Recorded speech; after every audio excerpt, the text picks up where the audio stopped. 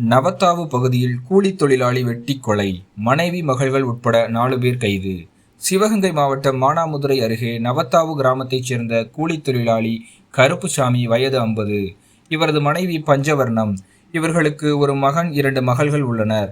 இந்நிலையில் கருப்புசாமிக்கும் தனது மனைவி பஞ்சவர்ணம் நடத்தையில் சந்தேகமடைந்து அடிக்கடி இருவருக்கும் தகராறு ஏற்பட்டு சிறிது காலம் பிரிந்து வாழ்ந்து வந்ததாக கூறப்படும் நிலையில் கடந்த சில நாட்களுக்கு முன்பு தனது மகளின் திருமண நிகழ்வுக்காக இருவரும் ஒன்றாக வசித்து வந்ததாக கூறப்படும் நிலையில் பஞ்சவர்ணத்துக்கும் கருப்புசாமிக்கும் இடையே தகராறு ஏற்பட்டுள்ளதாக சொல்லப்படுகிறது.